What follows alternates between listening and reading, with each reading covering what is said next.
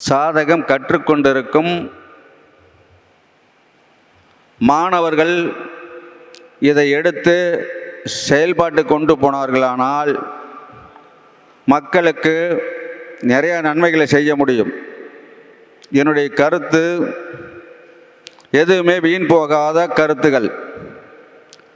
நான் எல்லாம் ஆராய்ந்து மக்களுக்கு விழிப்புணர்வோடு அதை கொடுத்துருக்கிறேன். 35 வீடியோவுக்கு மேலே போட்டு என்னுடைய கருத்துக்களை வெளிப்படுத்தியிருக்கிறேன். சாதகம் சொன்னால் அந்த குடும்பத்துக்கு வெளிச்சத்தை கொடுக்கணும், இருட்டை கொடுத்துடக்கூடாது. அந்த அளவுக்கு நாம் சாதகத்தை பயிற்சி எடுத்துக்கணும் அப்படிங்கிறத மறந்துடக்கூடாது. அதேமாதிரி தமிழ்நாட்டில் உள்ள இளையவர்களை வாழ்த்தி மூத்தவர்களை வணங்கி தாய் தந்தைக்கு நன்றி தெரிவித்து தந்தைமாருக்கு நன்றி தெரிவித்து வெளிநாட்டில் வாசிக்கும் தமிழ் மக்களுக்கு நன்றி தெரிவித்து நாம் சொல்லும் கருத்து பல நன்மைக்கு உண்டாகும் என்று சொல்லி என்னிடம் சாதகம் பார்த்தால் குடும்பத்தில் உள்ள இருளை போக்கி வெளிச்சத்தை தரக்கூடிய அளவுக்கு என்னுடைய கருத்துக்கள் இருக்கும். ஒரு குடும்ப சாதகத்தை என்னிடம் பார்த்தால் அந்த குடும்பத்தில் உள்ள இருளை போக்கி விடுவேன், வெளிச்சத்தை கொடுக்கும் அளவுக்கு கருத்துக்களை சொல்லி அனுப்புவேன். இது சாதாரண ஒரு கருத்து அல்ல. அடுத்தாப்பில் செயல்படும் முறைகளை சொல்லுவேன், தெய்வ வழிபாடு சொல்லுவேன். அடுத்தாப்பில் கடன் இல்லாத வாழ வழிகாட்டுவேன், கடன் வாங்காதவருக்கு வாங்காத இருக்கிறதுக்கான வழிகாட்டுவேன், சொந்த தொழில் செய்யலாமா செய்யக்கூடாதான்னு விளக்கமாக தெரியப்படுத்திடுவேன். இப்படி நிறையா கருத்துக்களை மக்களுக்கு நான் சொல்ல தயாராக இருக்கிறேன். மக்கள், தமிழ்நாட்டு மக்கள், வெளிநாட்டில் வாசிக்கும் மக்கள் என்னிடம் ஆன்லைனில் சாதகத்தை பார்த்து பயனடையும்படியா மக்களை கேட்டுக்கொள்கிறேன்.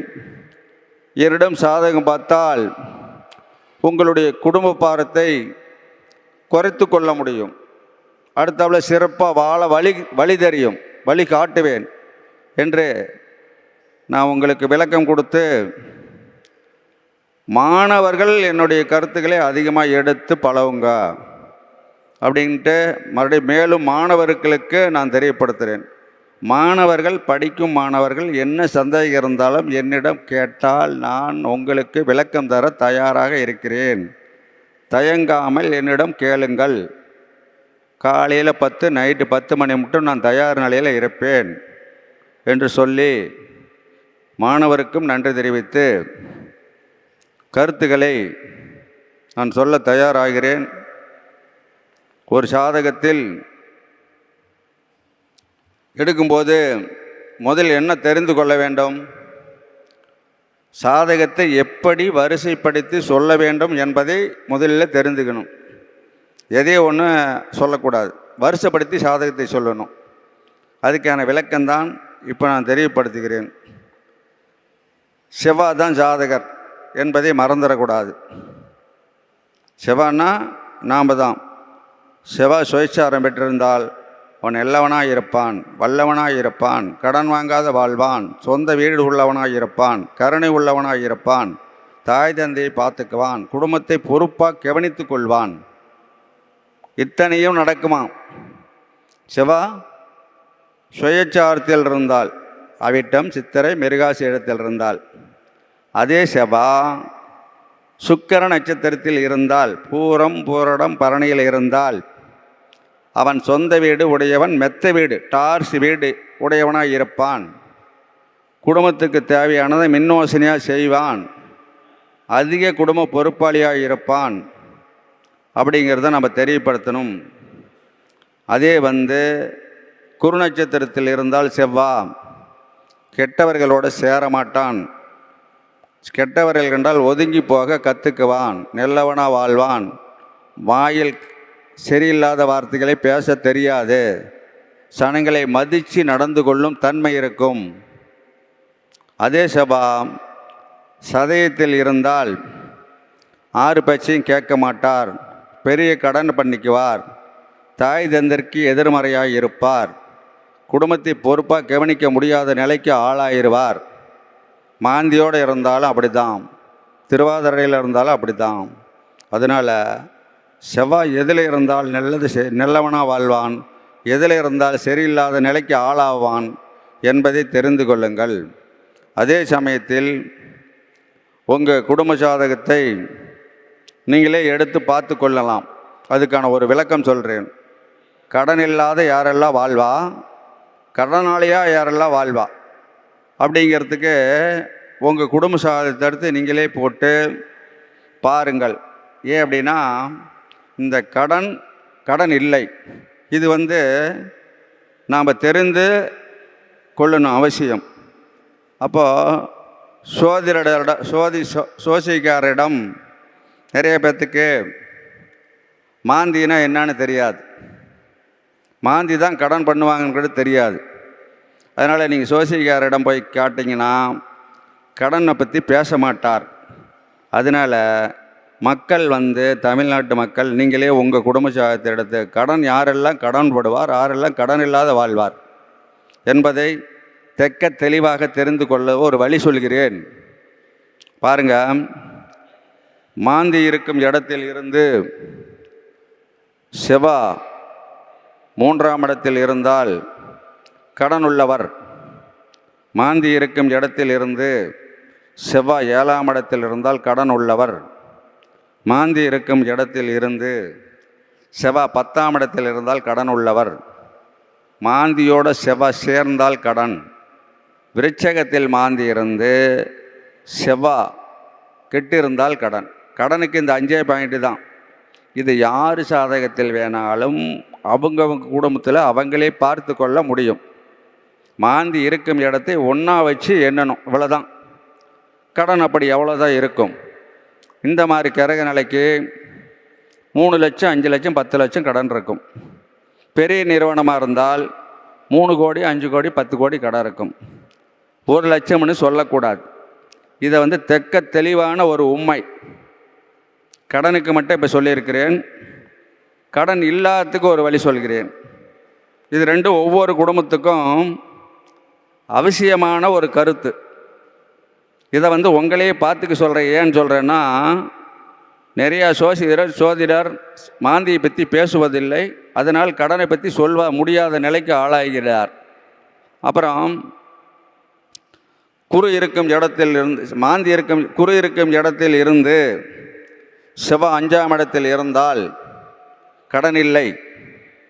குரு இருக்கும் இடத்தில் இருந்து செவ்வாய் 7ஆம் இடத்தில் இருந்தால் கடன் இல்லை. குரு இருக்கும் இடத்தில் இருந்து செவ்வாய் 9ஆம் இடத்தில் இருந்தால் கடன் இல்லை.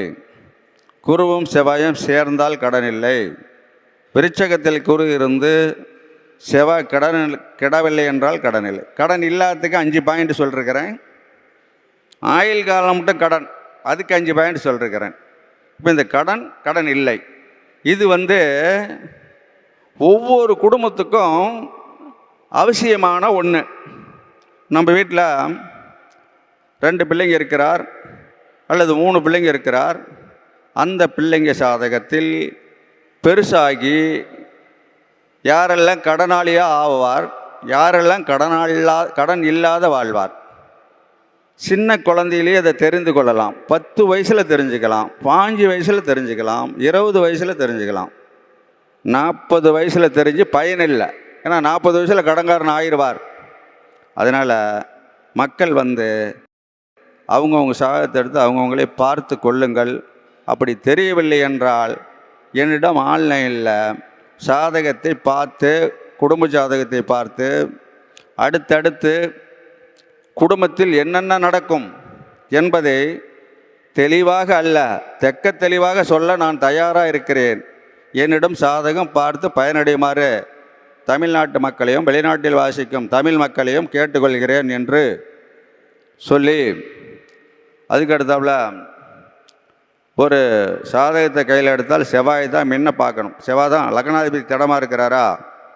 ஒரு சாதகத்தில் லக்னாதிபதி செவ்வாய் திடமாக இருந்தால் அவன் தோல்வி இல்லாத வாழ்வான். பெருசாக தோல்வியை கண்டு தோண்ட போக மாட்டான். திகிரிச்சாலியாக இருப்பான். வறுமையை கண்டு வாட மாட்டான். அப்போது ஒருத்தன் நல்லவனா கெட்டவனா எப்படி தெரிஞ்சுக்கிறது? லக்னாதிபதியை தெரிஞ்சிக்க வேண்டிய அவசியம் இல்லை.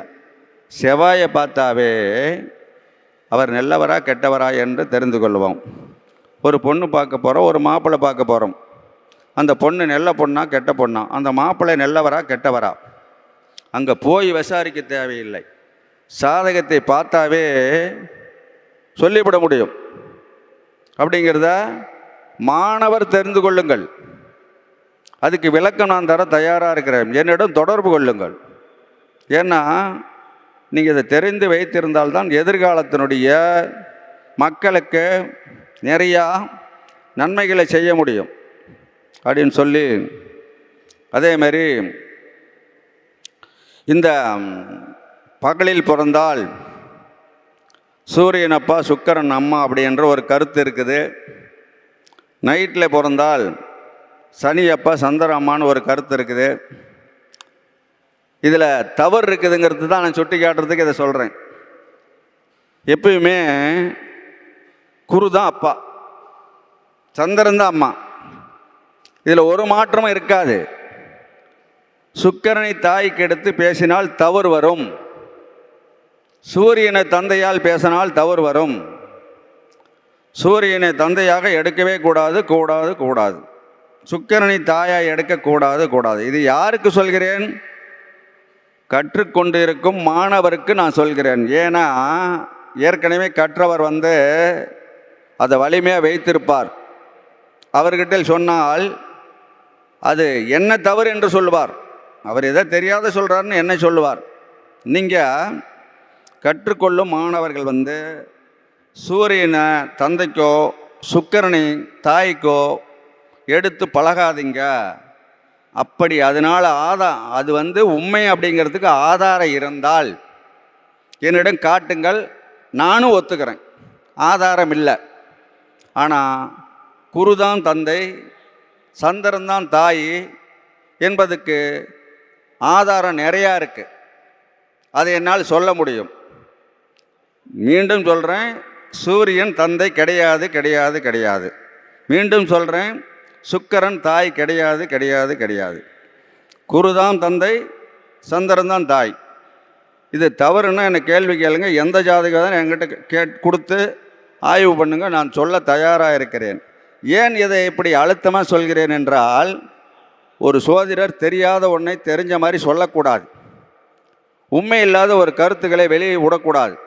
அதுக்கு தான் இவ்வளோ அழுத்தமாக இந்த கருத்துக்களை மாணவரிடம் ஒப்படைக்கிறேன் என்று சொல்லி, இது அருமையான பாயிண்ட். ரெண்டு விதமாக போட்டு சாதகத்தை குழப்பிக்கக்கூடாது. ஒரே சப்ஜெக்டு தான், குரு தந்தை, சந்திரன் அம்மா, அவ்வளோதான். இப்போ சூரியன் கெட்டுவிட்டார் அப்படின்னா தந்தைக்கு பாதிப்பு ஏற்படுமா? ஏற்படாது. பாட்டனுக்கு தான் பாதிப்பு ஏற்படும். குரு கெட்டால்தான் தந்தைக்கு பாதிப்பு ஏற்படும். இது அதுக்கு ஒரு கணக்கு சொல்லிவிட்டேன் பாரு, அதுக்கு விளக்கம் சொல்லிட்டேன். அதனால் அந்த கருத்துக்கள் ஒரு முறை சொன்னாலும் அழுத்தமாக சொல்லணுங்கிறதுக்காகத்தான் இவ்வளோ தெளிவாக அதை நான் சொல்லி உள்ளேன் என்பதை தெரிந்து கொள்ளுங்கள். அதுபோல் ஒரு சாதகத்தில் சூரியன் பாட்டனுக்கு வருவார். சூரியன் எதுக்கு வர்றார்? பூர்வீகம். அப்படின்னா லக்கணத்துக்கு 5ஆம் இடத்தை எடுத்து பேசணும்னா பூர்வீகம் தப்பாக போயிடும். 5ஆம் இடத்தை மேசத்தை தான் மையப்புள்ளியே எடுக்கணும். அப்படி எடுத்தோம்னா சாதகத்தை தெளிவாக சொல்லிவிட முடியும். மேசத்தை வச்சு சொல்லும்போது தவறு வராது. லக்கணத்தை எடுக்கணும், தேவைப்படும் போது எடுத்துக்கணும். மெயினாக எதை எடுக்கணும்? மேஷம்தான் முதல் லக்கணம், செவ்வாய் தான் சாதகர் அப்படிங்கிறத மறந்துடக்கூடாது. அதுக்கு அடுத்தாப்புல இந்த மேஷத்துக்கு 5ஆம் இடம் தான் சூரியன் தான் பாட்டன், முதல் குழந்தை, 2வது சகோதரன், குலதெய்வம், பங்காளிங்க, அரசு வேலை, அரசியல், பூர்வீக சொத்து, இது எல்லாமே சூரியன் தான். அப்போது சூரியன் கெட்டால் என்னென்ன நடக்கும், சூரியன் கெடாமல் இருந்தால் என்னென்ன நடக்கும், இந்த பாயிண்ட் முக்கியமான பாயிண்ட்டு. இதை எடுத்து பயிற்சி கொண்டு போங்க, தப்பு வராது. அதாவது சூரியன் சதயத்தில் இருக்கிறார், அல்லது மாந்தியோடு இருக்கிறார், அல்லது திருவாதிரையில் இருக்கிறார், அல்லது மாந்தி பார்க்குறார், அல்லது சதய நட்சத்திரம் வாங்கினக்காரங்க சூரியனை பார்க்குது, திருவாதிரை நட்சத்திரம் வாங்கினவரோட சேர்ந்து இருக்கிறார், பூர்வீகம் இருக்காது. முதல் குழந்தை அபாசனாவும் இல்லைன்னா பிறந்து இறந்து போகும். குலதெய்வம் வேலை செய்யாது. பங்காளிங்க பகையாயிருவார், பங்காளிங்க உதவி இருக்காது. அரசு வேலை கிடைக்காது, அரசியலுக்கு போனால் வேலைக்கு செல்லாது. ஊர் விட்டு வெளியே போயிடுவார். ஊர் விட்டு வெளியே போன இவர் உள்ளூர் வரமாட்டார், பையனும் வரமாட்டார், பேராண்டி வரமாட்டார். சூரியன் இந்த மாந்தி தொடர்பு, சதய நட்சத்திர தொடர்பு, திருவாதிரை தொடர்பு இருந்தால் இதை தெக்க தெளிவாக நாம் சொல்லலாம், தப்பே வராது. அதே சூரியன் அவிட்டம் சித்திர மிருகாசீரியத்தில் இருந்தாலும், பூரம் போராடம் பரணியில் இருந்தாலும், அஸ்தம் திருவோணம் ரோகிணியில் இருந்தாலும் தாத்தா சொத்து முழுமையாக இருக்கும், வில்லங்க இல்லாமல். முதல் குழந்தை யோகமாக பிறக்கும். குலதெய்வம் கும்பிடாதே வேலை செய்வோம். பங்காளிங்க கூப்பிட்ட குரலுக்கு வருவார். அரசு வேலை கிடைக்கும், அரசியலுக்கு போனால் செல்லும். உள்ளூரில் இருக்க வீட்டை எடுத்து கட்டி மெச்சிக்கிற மாதிரி வாழ்வார். அப்போது கெடுதலுக்கு ஒரு 7 பாயிண்ட்டும் நல்லதுக்கு ஒரு 7 பாயிண்ட்டும் நம்ம எடுத்துக்கிறோம். அதேமாரி சூரியன் செவ்வாய் நட்சத்திரத்தில் இருந்தால் முதல் குழந்தை பெண் குழந்தை தான் பிறக்கும், மறக்கவே வேணாம். இது ஒரு 100க்கு 100 உண்மையான ஒரு கருத்து. அதே சூரியன் சனி நட்சத்திரம் பெற்றால் முதல் குழந்தை ஆண் குழந்தை தான் பிறக்கும். இந்த குழந்தைக்கு நிறையா வீடியோவில் சொல்லியிருக்கிறேன். இதை நீங்கள் நல்லா புரிஞ்சுக்கணுங்கிறதுக்காக ஒவ்வொரு வீடியோவிலையும் நான் தெரியப்படுத்துகிறேன். பாருங்கள், சூரியன் முதல் குழந்தையாகவும், சுக்கிரன் 2வது குழந்தையாகவும், குரு 3வது குழந்தையாகவும், இவ்வளோதான். குழந்தைக்கு வேற இல்லை, எடுக்க வேணாம். சூரியன் முதல் குழந்தை, சுக்கிரன் 2வது குழந்தை, குரு 3வது. இந்த 3 மட்டும் எடுங்க. இந்த 3ம் சூரியன் சனி நட்சத்திரம் வாங்கினா முதல் குழந்தை ஆண் குழந்தை, சுக்கிரன் சனி நட்சத்திரம் வாங்கினா 2வது குழந்தை ஆண் குழந்தை, குரு சனி நட்சத்திரம் பெற்றால் 3வது குழந்தை ஆண் குழந்தை. இவ்வளோதான். இவங்க சனி நட்சத்திரம் 3 பேரும் பெற்றிருந்தால் முதல் குழந்தை ஆண் குழந்தை, 2வது குழந்தை ஆண் குழந்தை, 3வது குழந்தை ஆண் குழந்தை. அதே சூரியன் செவ்வாய் நட்சத்திரத்தில் இருந்தால் முதல் குழந்தை பெண் குழந்தை. அதே சுக்கிரன் செவ்வாய் நட்சத்திரத்தில் இருந்தால் 2வது குழந்தை பெண் குழந்தை. அதே குரு செவ்வாய் நட்சத்திரத்தில் இருந்தால் 3வது குழந்தை பெண் குழந்தை. இந்த பெண் குழந்தை ஆண் குழந்தைங்கிறதுக்கு கடினப்படாத கண்டுபிடிக்கலாம், கடினப்படாத சொல்லலாம். இதில் தவறு இருந்தால் என்னிடம் கேளுங்கள், நான் விளக்கம் சொல்கிறேன். இடையில் என்னுடைய விலாசத்தை சொல்லிவிடுகிறேன் மக்களுக்கு. என் பேர் ஆர் முருகேசன் ஜோதிடர், பள்ளிபாளையம் ராஜவீதி. என்னுடைய ஃபோன் நம்பரு 750 22 15 692. இந்த நம்பருக்கு ஃபோன் பண்ணி தமிழ்நாட்டு மக்கள் யாராக இருந்தாலும் என்ன கேள்வி கேட்டாலும், எந்த மாணவராக இருந்தாலும் என்ன கேள்வி கேட்டாலும் அதுக்கு தகுந்த விளக்கம் சொல்ல நான் தயார் நிலையில் இருக்கிறேன்னு சொல்லி ஆன்லைனில் எங்கிட்ட சாதகம் பார்த்து மக்களை பயனடையும்படியாக கேட்டுக்கொள்கிறேன் அப்படின்னு சொல்லி. அடுத்தவளை பாருங்கள், இந்த திருமண காலகட்டத்தை எப்படி நிர்ணயப்படுத்துறது அப்படிங்கன்னு ஒரு கணக்கு சொல்கிறேன் பாருங்கள். இது குருவும் சுக்கிரனும் கெடாமல் ஏதோ ஒரு லக்கணம் 2ஆம் இடம் கெடவில்லை, அவர்களுக்கு 22லிருந்து 27க்குள்ளே திருமணம் நிற்காது. சரியான பாயிண்ட்டை மார்க் பண்ணிக்கங்க. அதுக்கு அடுத்தாப்புல குரு சுக்கிரன் கெட்டுவிட்டது, லக்கணத்துக்கு 2ஆம் இடம் கெட்டுவிட்டது, 36 வயசுக்குள்ளே தான் கல்யாணம் ஆகும். அதேமாரி கல்யாணம் இல்லை என்று ஒரு நிலைப்பாடு இருக்குது. அது எப்படின்னு கேட்டிங்கன்னா, மேஷத்துக்கு 2ஆம் இடத்துக்குடையவரும், லக்கணத்துக்கு 2ஆம் இடத்துக்குடையவரும், ராசிக்கு 2ஆம் இடத்துக்குடையவரும் கேது நட்சத்திரத்தில் இருந்தால் அவர்களுக்கு திருமணமே இல்லை. சரியான பாயிண்ட்டு. சரி, இது இல்லைங்கிறத உறுதியாக எப்படி சொல்கிறோம் தெரிஞ்சுக்கணுமல்ல. 38, 40, 42, 44, 46 இந்த மாதிரி சாதகத்துக்கு கல்யாணம் ஆகாத நம்மளிடம் கொண்டாந்து கொடுத்தால் கிரக நிலை இப்படி தான் இருக்கும்.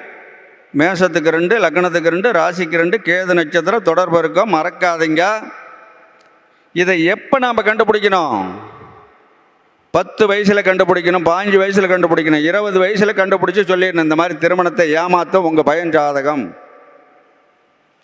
முடிஞ்ச அளவுக்கு எதிர்பார்க்காத கல்யாணம் பண்ணுங்க. எதிர்பார்க்கக்கூடாது. அந்த மாதிரி ஜாதகத்துக்கு படித்த பொண்ணாக வேணும், சிகப்பாக பொண்ணு வேணும், என்னுடைய பர்சனாலிட்டிக்கு ஏற்ற மாதிரி இருக்கணும். அந்த மாதிரி சாதகருக்கு எதிர்பார்க்காத திருமணம் பண்ணுனா பண்ணிடலாம். அது எப்போ பண்ணோம்? 30 வயசுக்கு மேலே அல்ல. மேஷத்துக்கு 2, லக்கணத்துக்கு 2, ராசிக்கு 2, கேது நட்சத்திரம் தொடர்பு இருந்தால் 23 வயசில் சாதகம் வெளியே போயிடணும். ஏன் அப்படின்னா, அந்த ஜாதகம் 10 வருஷம் ஏமாத்தம், திருமணம் ஆகாத. நான் தெரிஞ்ச ஒரு உண்மையை தெளிவாக சொல்கிறேன், எல்லாம் கவனிச்சுக்குங்க. அதே மாதிரி அந்த மாதிரி சாதகத்துக்கு அந்த பையன் என்ன பண்ணுவான்? எனக்கு இப்போ கல்யாணம் வேணான்னு சொல்லிக்கிட்டே இருப்பான். காரணமே தெரியாது, வேண்டாம்பான். அந்த கிரக நிலையை அவனை அப்படி பேச வைக்கும்.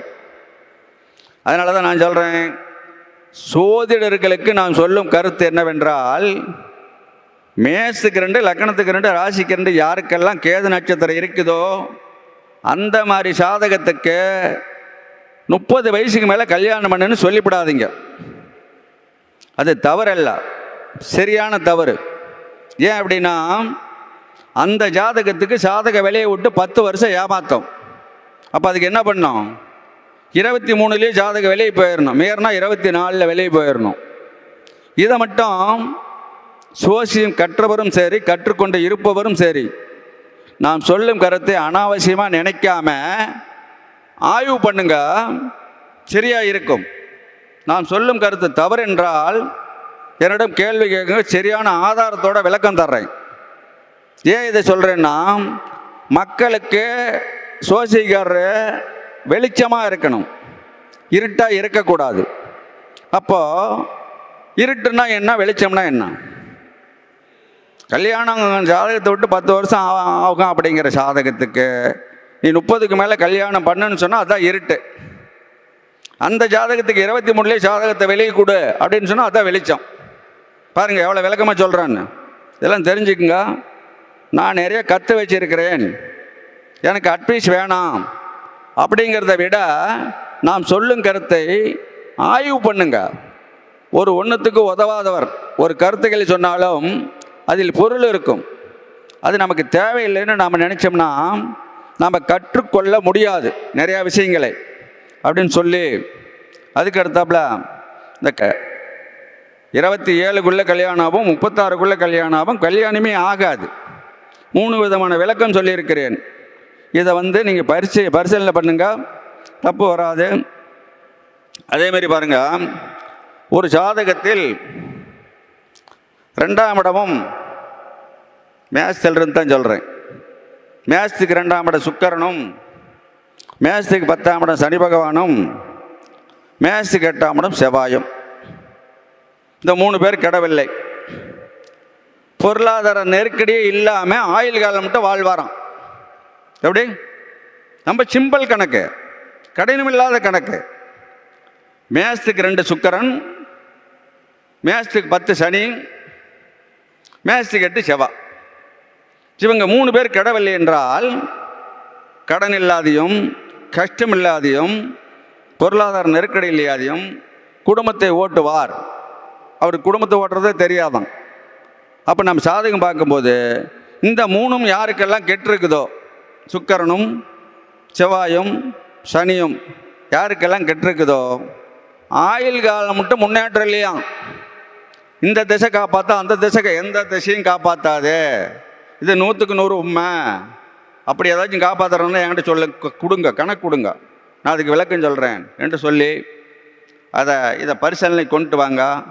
ஏன் இந்த மூணையும் சொல்கிறேன்னா, மேஷத்துக்கு 2 தனஸ்தானம், மேஷத்துக்கு 10 தொழில் ஸ்தானம். அந்த 10லிருந்து 11 தான் சேமிப்பு, 10லிருந்து 11 தான் கடன். அப்போ 8ஆம் இடம் தான் கடனுக்கு வருது, 8ஆம் இடம் தான் சேமிப்புக்கு வருது. அதனால தான் சுக்கிரனும் செவ்வாயும் சனியும் கெடவில்லை என்றால் பொருளாதார நெருக்கடி இல்லாத வாழ்வார். இவர்கள் 3 பேரும் கெட்டுவிட்டால் நெருக்கடியான நிலை எப்பவுமே நீடிக்கும் என்பதை நாம் தெரிந்து வைத்திருக்க வேண்டும்.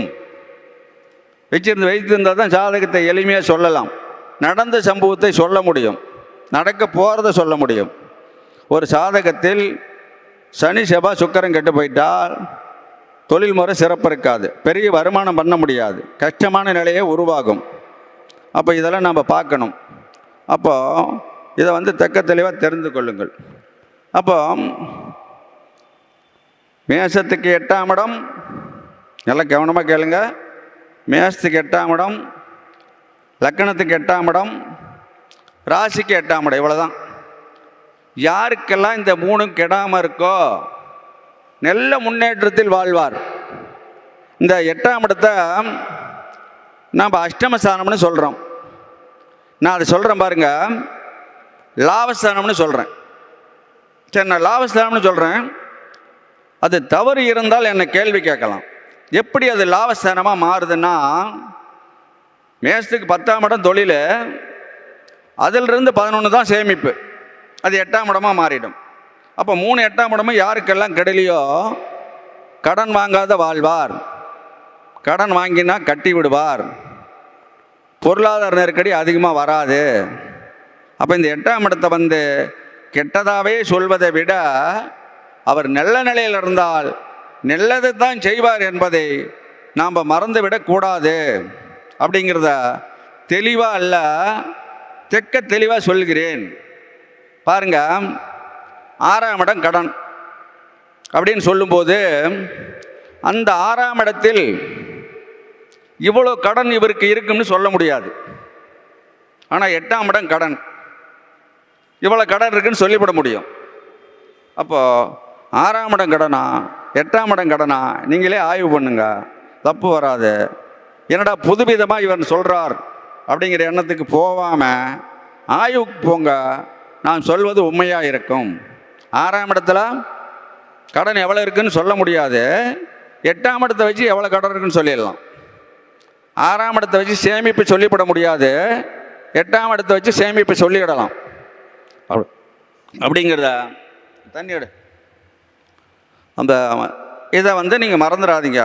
நாம் சொல்லும் கருத்து மட்டும் சாதாரண கருத்து அல்ல, அனுபவத்தில் ஆராய்ஞ்சு நாம் சொல்லும்போது, சாதகம் சொல்லும்போது அவங்க இல்லை என்று சொல்லாமல் இருக்கணும். அத்தனை கருத்துக்களை நான் சொல்லுவேன். அதை தான் மாணவரிடம் இப்போ ஒப்படைக்கிறேன்.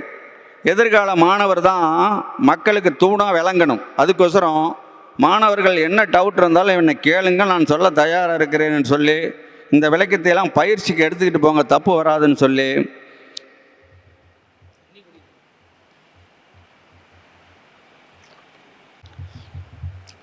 அப்புறம் பாருங்க, இந்த சேமிப்பு ஒரு குடும்பத்தில் யாராருக்கெல்லாம் இருக்குது, யாராருக்கெல்லாம் இல்லை.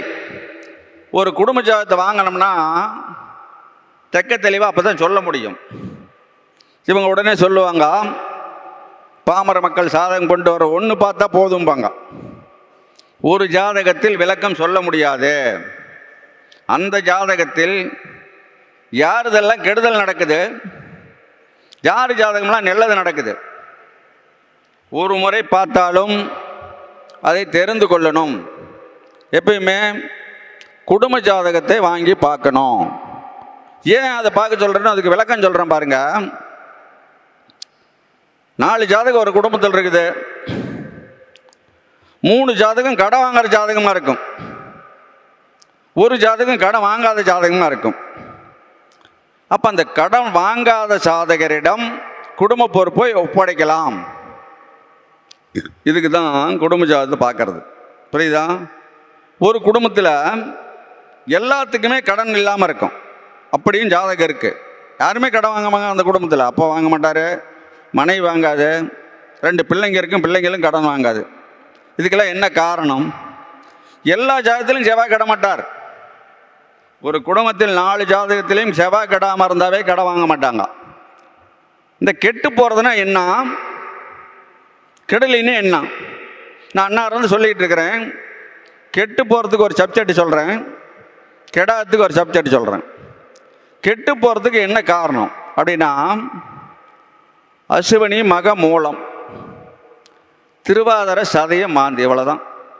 இந்த 6 பேர் ஒரு கிரகத்தை தொட்டால் கெடும், தொடவில்லை என்றால் கெடாது. இவ்வளோதான் ஜாதகம். இந்த 6ஐயும் கையில் எடுத்துக்குங்க. சனி இந்த 6 பேர் தொடலினா தொழில் நல்லா இருக்கும். செவ்வாய் இந்த 6 பேர் தொடலினா சேமிப்பு நல்லா இருக்கும். புதனை இந்த 6 பேர் தொழிலினா அறிவோட்டம் நல்லா இருக்கும். சுக்கிரன் இந்த 6 பேர் தொழிலினா நல்ல மனைவி, நல்ல மாமனாரோடு 2வது குழந்தை யோகமாக பிறக்கும். குருவை இந்த 6 பேர் தொழிலினா தந்தை சொத்து சாதகருக்கு வலிமையாக இருக்கும். சூரியன் இந்த 6 பேர் தொழிலினால் உள்ளூரில் மரியாதை இருக்கும், மதிப்பு இருக்கும், பூர்வீக சொத்து இருக்கும். அப்போது இந்த 6 பேர்த்தை வச்சு சாதகத்தை எளிமையாக சொல்லிவிட முடியும். இந்த 6 பேர்த்துக்குள்ள திதிசூனியம், வக்கரம், மறைவுஸ்தானம், பாதகஸ்தானம், முடக்கு ராசி எல்லாமே அதுக்குள்ளேயே அடங்கிறது. நம்ம அதுக்கோசரம் அதையெல்லாம் போய் எடுக்க வேண்டிய அவசியம் இல்லை. இந்த 6 பேர் தான் எல்லாத்துக்கும் வர்றாங்க. முடக்கு ராசின்னா இந்த 6 பேர் யாராச்சும் தொட்டால் தான் முடக்கு ராசி. திதிசூனியம்னா இந்த 6 பேர் ஏதாச்சும் தொட்டால் தான் திதிசூனியம். ஆமாம், அதை போய் திதிசூனியம்னு சொல்கிறத விட இந்த 6 பேர் ஒருத்தரை தொட்டால் கெடும், தொழிலினா கெடாது. இவ்வளோதான். இதெல்லாம் ஞாபகம் வச்சுக்கோங்க. அது தெரியலைன்னா என்னிடம் கேளுங்க, புரியும்படியாக நான் விளக்கம் தர தயாராக இருக்கிறேன் என்று சொல்லி ஒருத்தர் சொந்த தொழில் பண்ணலாமா பண்ணக்கூடாதா கேட்குறாங்க. எப்படி சொல்கிறது? தெரியாத எதையோ ஒன்று சொல்லிவிடக்கூடாது. அப்போ தெரியாத எதையோ ஒன்று சொன்னோம்னா நாம் சோசியர் அல்ல, அந்த குடும்பத்துக்கு பாதகத்தை செஞ்சு விடுவோம். சரி, அந்த குடும்பத்துக்கு நாம் எப்படி பாதகம் செய்வோம்? வேணுமில்ல. சொந்த தொழிலே பண்ணக்கூடாத ஒரு சாதகத்துக்கு சொந்த தொழில் பண்ணுன்னு சொன்னால் அதுதான் பாதகம். சரி, எப்படி இருந்தால் சொந்த தொழில் பண்ணலாம், எப்படி இருந்தால் பண்ணக்கூடாது? சனி செவ்வாய் மாந்தி சேர்ந்தால் சொந்த தொழில் பண்ணக்கூடாது. சனி சதயத்திலிருந்து செவ்வாய் தொடர்பில் இருந்தால் சொந்த தொழில் பண்ணக்கூடாது. இப்படி தான் சொந்த தொழில் பண்ணக்கூடாதுங்கிறதுக்கு லக்கணத்திலிருந்து 10ஆம் இடத்தை எடுக்க வேணாம், மேசத்திலிருந்து 10ஆம் இடத்தை எடுங்க. சனி செவ்வாய் மாந்தி தொடர்பு எந்த ஜாதகத்தில் வேணாலும் இருக்கட்டும், அவங்க சொந்த தொழில் பண்ணி கடன் பண்ணலின்னா என்னை கேளுங்க, சொல்ல தயாராக இருக்கிறேன். ஏன் இவ்வளோ துல்லியமாக சொல்கிறேன்னா, மக்களுக்கு ஒரு தவறு நடக்கக்கூடாது, ஒரு குடும்பத்துக்கு நம்மளால் பாதிப்பு ஏற்படக்கூடாது. நாம் என்ன சாதாரண கணக்கு தானே இது, இது ஒன்றும் கடினமான கணக்கு இல்லையே. சனி செவ்வாய் மாந்தி சேர்ந்தால் சொந்த தொழில், இதுக்கு சாதாரண கணக்கு தானே. சனி சதய நட்சத்திரம் செவ்வாய் மாந்தியோடு இருக்கிறாரு, செய்யக்கூடாது. இவ்வளோதான். சரி, யாரெல்லாம் சொந்த தொழில் பண்ணலாம்? சனி கெடவில்லை, செவ்வாய் கெடவில்லை, சொந்த தொழில் பண்ண கடை வராது. இவ்வளோதான். இந்த கெடுறதுக்கு காரணம் சொல்லிட்டேன். இவன் கெடாத இருக்கிறது எப்படி அப்படிங்கிறத நீங்கள் கண்டறிஞ்சிக்கங்க. செவ்வாய் சுயச்சாரம், சுக்கரச்சாரம், குருச்சாரம் அப்படி இருந்தால் கெடமாட்டார். அதே சனி பகவான் சுயச்சாரம், சுக்கரச்சாரம், புதன் சாரம், குருச்சாரம், சூரியன் சாரமே வாங்கினாலும் கெடமாட்டார். இந்த 6 கிரகங்கள் தொட்டால் தான் கெடுவார். அப்போது நீங்கள் இந்த 2 பேர்த்தை வச்சு லாபம் தொழிலை தெக்க தெளிவாக சொல்லிவிட முடியும். எல்லாமே ஒரு கடினமில்லாத கணக்கு. நான் சொல்லுவது கடினமே கிடையாது. சாதகங்கிறது 50 பாயிண்ட், ஒவ்வொரு பாயிண்டையாக மார்க் பண்ணி வச்சோம்னா 50 பாயிண்டை 2.5 மணி நேரம் பேசலாம். சாதகம் பார்க்கும் நண்பர்கள் 2.5 மணி நேரம் கேட்க மாட்டாங்க, 3/4 மணி நேரம் பார்ப்பேன், மீறினா 1 மணி நேரம் பார்ப்போம். அதனால் இதெல்லாம் பாயிண்ட் எழுதி வைங்க, சரியாக இருக்கும். 50 பாயிண்ட் சாதகம், 6 கிரகங்கள் பாவ கிரகங்கள், இவ்வளோதான். இது ரெண்டையும் தெரிஞ்சோம்னா சாதகத்தை எளிமையாக சொல்லலாம். அதுக்கு மேலே இன்னொன்று சொல்கிறேன் பாருங்க. சாதகம் பார்க்குற போது ராசியை முழுமைப்படுத்தி பார்க்கணும். கிரக நிலையெல்லாம் நல்லா பார்க்கணும், கவனிக்கணும். அமஸ்தை அதேமாரி பார்க்கணும். ராசியில் பார்வையெல்லாம் எப்படி இருக்குதுன்னு பார்க்கணும், அந்த பார்வையை பார்க்கணும். அமஸ்திலையும் பார்வை இருக்குதுங்கிறத மறந்துடக்கூடாது. நான் பார்வை இருக்குதுன்னு ஆதாரம் நிறையா கொடுத்துருக்குறேன். உங்களுக்கு சந்தேகம் தான் எனக்கு அந்த ஒரு சாதகத்தை அனுப்பி கேளுங்க, நான் பதில் சொல்ல தயாராக இருக்கிறேன். ராசியில் இருக்கும் பார்வை அத்தனையும் அமஸ்தில் இருக்கு. அது இல்லாமல் சாரத்தை எடுத்து தான் சோசியம் சொல்லணும். சாரம் சொல்லாமல் பார்க்காம சோசியம் சொன்னோம்னா தப்பாக போயிடும். தான பலத்தை மட்டும் அதை வச்சு சோசியம் சொல்லிவிட முடியாது. சாரம்தான் சாதகத்துக்கு வெளிச்சம் அப்படிங்கிறத மறந்துடக்கூடாது. இப்போ செவ்வாய் சதயத்தில் இருக்கிறார், கெட்டு விட்டார். அப்போ சாரை வேலை செய்தா இல்லையா? செவ்வாய் சுவைச்சாரத்தில் இருக்கிறார், நல்ல மாமை, சாரை வேலை செய்தா இல்லையா? குறிச்சாரத்தில் இருக்கிறார், கெட்டவனோட சேர மாட்டார். அப்போ சாரம்தான் நாம் சாதகம் சொல்கிறதுக்கு எளிமையாக உதவும்.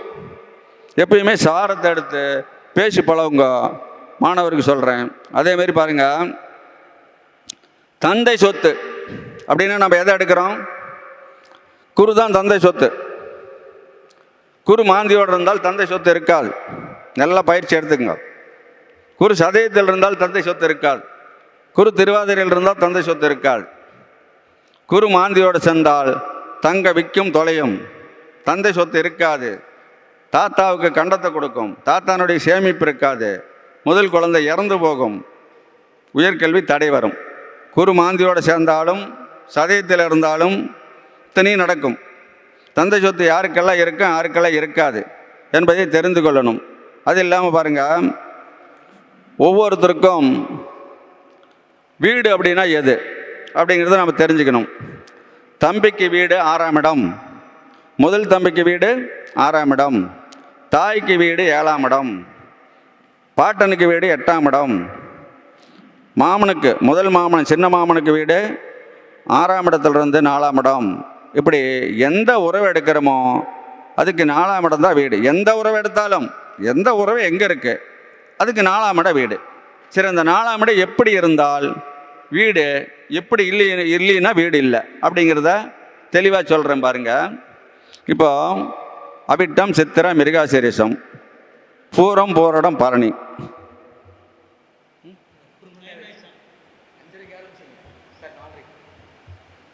இன்னொரு 10 நிமிஷம். யாருக்கெல்லாம் வீடு இருக்கும், யாருக்கெல்லாம் வீடு இருக்காது அப்படிங்கிறத அந்த உறவை எடுத்து 4ஆம் இடத்தை நம்ம எடுத்துக்கணும்.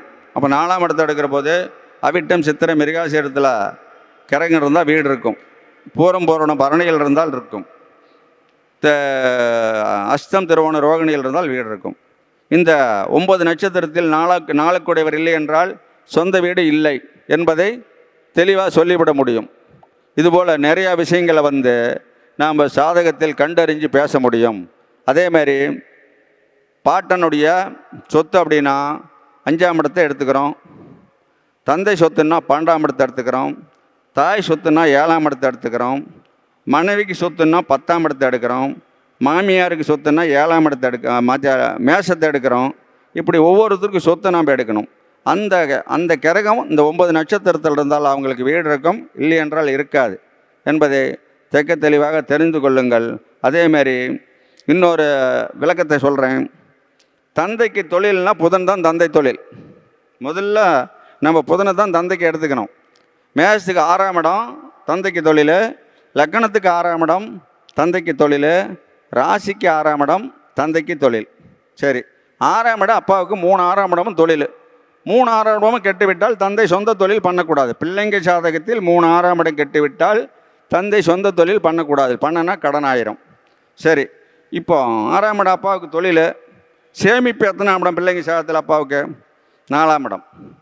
மேஷத்துக்கு 4ஆம் இடமும், லக்கணத்துக்கு 4ஆம் இடமும், ராசிக்கு 4ஆம் இடமும். நெல்லாக இருந்தால் தந்தை ஆயுள் காலம் மட்டும் சம்பாதிப்பார். கெட்டு விட்டால் ஆயுள் காலம் மட்டும் சம்பாதிக்க முடியாது. இந்த 4ஆம் இடம் தான் தந்தையினுடைய சேமிப்பு, 6ஆம் இடம் தான் தந்தைக்கு தொழில். இதை மறக்காத எடுத்து பயிற்சி கொண்டு போங்க. இதுபோல் நிறைய விஷயங்களை சொல்லியிருக்கிறேன். என்னிடம் நீங்கள் தமிழ்நாட்டு மக்கள் மட்டுமல்ல, வெளிநாட்டில் வாசிக்கும் தமிழ் மக்கள் மட்டுமல்ல, என்னிடம் சாதகம் பார்க்குற போது நிறைய குடும்பத்துக்கு நிறைய கருத்துக்களை சொல்லி விழிப்புணர்வை ஏற்படுத்துவேன் என்று சொல்லி என்னிடம் சாதகம் பார்க்குறதுக்கு முன் வரும்படியாக சொல்லி தமிழ் மக்களுக்கு நன்றி தெரிவித்து, என்னை இதுவரைக்கும் பேச வாய்ப்பளித்த பூவி தம்பிக்கு நன்றி தெரிவித்து, வீடியோ எடுக்கும் நண்பர்களுக்கும் நன்றி தெரிவித்து, அடுத்த முறையாக பேசும்போது நிறைய கருத்துக்களை சொல்கிறேன் என்று சொல்லி, எந்த சந்தேகம் கேட்டாலும் நான் விளக்கம் தர தயாராக இருக்கிறேன் என்று சொல்லி விடைபெறுகிறேன். நன்றி, வணக்கம்.